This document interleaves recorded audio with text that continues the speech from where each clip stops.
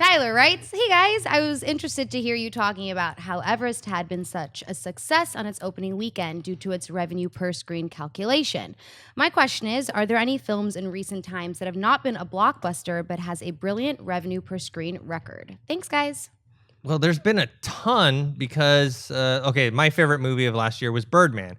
It opened on 4 screens and averaged over 100,000 per screen.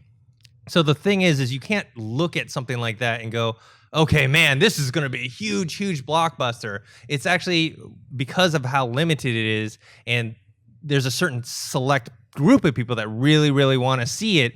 That's how the screen average goes so high. It's more of a harder task where you're in 2,000, 3,000 theaters and what your screen average is for that, because Birdman eventually won the Oscar for Best Picture. They made it wider to its widest release, which is about 1,500 right after. I think it only averaged $1,500 per screen. So it's not a good indicator of what's going to be a blockbuster or not. What do you guys think?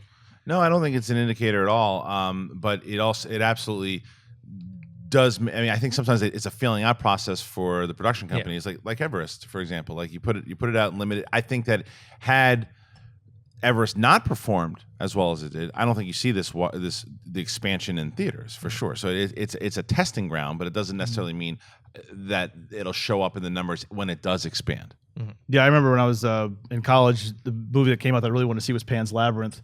That was in a small town. I was in Central Michigan University, which is in Mount Pleasant, which is a maybe 25,000 person town. So I had to wait a long time close to the Oscars for it to finally expand where I could go see it, I think in Lansing, Michigan, which is the next biggest city next to me. So like you said, sometimes they can start small, but they build up slowly over time, word of mouth, and start to widen. So for me, when that happens, living in a small town, it's great. So I can go see these movies. Is Star Wars limited release? Yeah, I think they're going to do like 3 screenings first, and then... In my house. And then if... only in downtown, only in Hollywood. And then only if it does well in those screens will they expand further. Imagine if you were the only person that was able to see that movie, like you got a copy from the studio, and you wouldn't show anybody. You would go to jail like the next day. Like everyone would come and you'd be dead. Yeah, not the jail. You would be in hospital or the morgue. Right. You have to move up to Canada. You have to go to Canada up there. Yeah. Just throwing a poutine at people through the window. All right, what's next? You guys think that's what John does when he's in Canada? He just throws poutine at He's people? watching Star Wars. That's what he's doing right now. He's in a bathrobe watching The Force Awakens, eating poutine.